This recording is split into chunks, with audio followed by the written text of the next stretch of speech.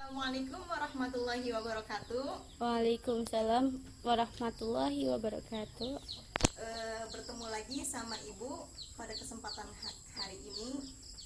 Sebelum itu Ibu punya jargon buat kalian yang kalian boleh ikutan ya. Tapi Ibu contohin terlebih dahulu. Seperti ini. Kalau Ibu bilang selamat pagi, kalian jawab pagi, pagi, pagi. Yes, Allahu Akbar. Bisa dimengerti anak-anak? Yuk kita mulai ya. Selamat pagi anak-anak. Pagi, pagi, pagi. Yes, Allahu Akbar. Pintar sekali.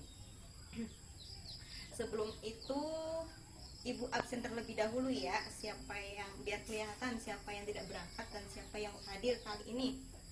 Oke. Ibu absen terlebih dahulu. Markona? Oh, ada. Ya. Sutia? Ada Bu? Ada. Iya, siap. Andi? Ada, hadir. Rijal? Ada. Nurjaya? Kenapa nggak hadir? Oh, lagi sakit. Sudah berapa hari dia sakit tidak masuk sekolah? Oh, 2 hari. Kita doakan semoga Nurjaya lekas sembuh ya. Berarti ini sudah masuk semua ya kali ini. Tinggal cuma Nurjaya aja yang tidak hadir. Oke, tutup lagi. Sebelum kita memulai pembelajaran kali ini, alangkah baiknya kita berdoa terlebih dahulu. Mangga ketua kelasnya siapa dipimpin doanya? Ya, doa mulai. Doa selesai ya. Pada pertemuan kali ini Ibu akan membahas tentang semua bersih hidup. Semua bersih hidup jadi nyaman. Apa yang kalian ketahui semua bersih hidup jadi nyaman itu adalah tema yang akan Ibu bahas kali ini, yaitu toharoh, tentang berjudul toharoh. Ada yang tahu toharoh itu apa anak-anak? Oh iya, toharoh itu bersuci. Yang tahu lagi apa? Gimana anak-anak? Toharoh itu apa?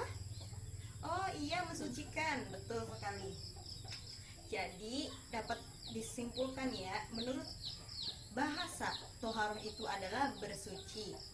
Sedangkan menurut istilah itu sendiri, toharoh itu mensucikan diri atau membersihkan diri, pakaian, tempat-tempat atau benda dari kotoran atau najis, hadas yang menurut cara-caranya itu sesuai dengan syariat Islam. Yang di dalam surat Al-Maidah itu dijelaskan yang pada intinya bahwa kita itu harus membersihkan. Kalau itu dalam surat Al-Maidah itu membersihkannya itu untuk berwudu. Bisa kalian buka di dalam surat Al-Qur'an ayat Al-Maidah, dalam surat Al-Maidah ayat 6. Kalian buka ya anak-anak. Ya, itu mengenai pengertian dari toharoh itu sendiri. Terus yang kedua, pembagian toharoh. Apa sih yang kalian ketahui tentang pembagian toharoh? Ada berapa?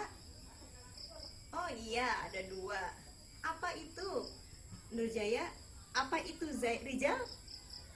Oh iya, Ibu maaf ya, Nurjaya itu lagi sakit, adanya Rijal. Iya, betul, ada 2. Apa aja itu?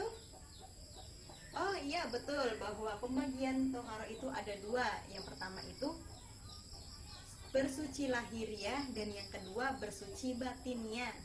Apa sih yang kalian ketahui tentang bersuci lahiriah? Oh iya, betul, bahwa bersuci lahiriah itu iya, maksud dari pembagian toharoh yang bersuci lahiriah itu kita membersihkan tempat-tempat atau lingkungan sekitar yang menurut kita kurang bersih atau masih kotor. Jadi biasakanlah kita berhidup itu harus bersih dan harus sehat biar kita terhindar dari penyakit yang kurang baik untuk kesehatan kita. Terus kalau misal di dalam bersih lahiriah itu dijelaskan di dalam surat Al-Mudaththir ayat 4. Boleh kalian duka dalam surat Al-Mudaththir ayat 4 itu sendiri. Terus yang kedua, bersuci secara batinnya. Bersuci batinnya itu apa anak-anak? Ada yang tahu? Oh iya, betul. Bahwa bersuci batinnya itu mensucikan diri kita atau hati kita dari perbuatan yang maksiat atau perbuatan dosa, seperti kita berburuk sangka kepada orang lain, kita dengki, kita suudzon sama orang lain. Kita harus membersihkannya dengan cara taubatan nasuha, yaitu taubat yang benar-benar taubat dan tidak akan diulangin lagi kesalahannya itu atau dosanya itu. Itu pembagian dari toharo, ada dua. Terus macam-macam alat toharo atau alat bersuci. Ada yang tahu macam-macam alat toharo itu ada berapa anak-anak? Oh iya, di sini udah terlihat ya bahwa macam-macam alat toharo itu ada tiga, seperti air, tanah, kayu. Itu macam-macam dari toharo. Ada yang tahu bahwa air itu semacam kayak gimana? Kan ada yang air mutlak, ada segala macam. Ada yang tahu ada berapa pembagian dari air untuk bersuci? Iya, betul sekali bahwa air itu ada pembagiannya, ada 5 pembagian air atau macam-macam air itu sendiri. Yang pertama, air mutlak atau air yang suci mensucikan. Ada yang tahu air suci mensucikan itu apa anak-anak? Ya, air yang kita boleh pergunakan buat berwudu, buat mensucikan badan kita sendiri. Contohnya itu seperti air hujan, air sumur, air sungai, air laut, air danau. Itu termasuk air mutlak atau air yang suci mensucikan. Yang kedua, yaitu air suci tetapi tidak dapat mensucikan. Air suci yang tidak dapat mensucikan ini air yang halal diminum tetapi tidak dihalalkan untuk bersuci. Contohnya itu seperti teh, air kelapa, kopi. Itu kan kita bisa buat minum tapi tidak bisa untuk mensucikan. Itu namanya yang kedua. Terus yang ketiga, air musyamas. Ada yang tahu air musyamas itu air apa anak-anak? Oh iya, tepat sekali bahwa air musyamas itu yaitu air yang terjemur oleh matahari dalam bejana selain emas atau perak. Itu tuh makruh untuk bersuci. Soalnya apa? Kena paparan sinar matahari dan secara langsung. Itu makruh hukumnya ya. Jangan sekali-kali kalian bersuci menggunakan air dalam bejana perak atau emas ya. Nggak boleh, itu makruh. Keempat, macam-macam air itu yaitu air mustakmal. Ada yang tahu anak-anak air mustakmal itu apa? Oh iya, benar sekali Markona, bahwa air mustakmal itu air yang telah digunakan untuk bersuci. Air ini tidak boleh digunakan untuk bersuci. Sebab apa? Pokoknya air ini tuh udah digunain buat bersuci, jadi kita tidak boleh untuk bersuci kembali. Itu namanya, pokoknya tidak bisa dipakai karena udah berubah bau, warna, juga rasanya, jadi tidak boleh dipakai ya. Terus yang kelima itu air mutanajis. Ada yang tahu air mutanajis itu seperti apa anak-anak? Oke, ibu kasih tahu bahwa air mutanajis itu adalah air yang sudah terkena kotoran atau yang kena najis. Seperti maksudnya kalau misalkan air mutanajis ini udah ditampang di sini ya, bahwa airnya itu dalam jumlah sedikit, dia tidak lebih dari 2 kolak atau sama aja dengan 270 liter menurut ulama kontemporer itu sendiri. Itu pembagian dari macam-macam air. Paham anak-anak? Oke, kita lanjut ya pada cara-cara toharoh menurut pembagian najisnya itu sendiri. Ada berapa anak-anak? Iya, ada 3. Apa saja anak-anak?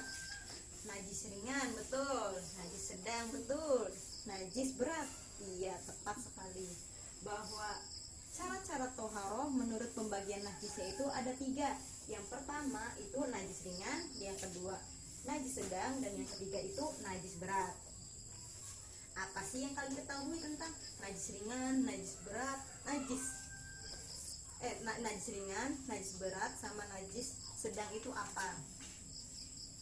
Bahwa Ibu jelaskan ya, Ibu jelaskan terlebih dahulu bahwa najis ringan itu yaitu barang berasal najis ringan itu berasal dari kencing anak laki-laki yang belum berumur 2 tahun. Maksudnya dia masih menyusui, belum makan, masih menyusui sama air susu ibunya. Jadi kita cara mensucikannya itu tinggal mencipratkan barang yang udah terkena mencipratkan air kepada barang itu yang telah terkena najis ringan itu caranya. Terus yang kedua, najis sedang itu apa sih anak-anak?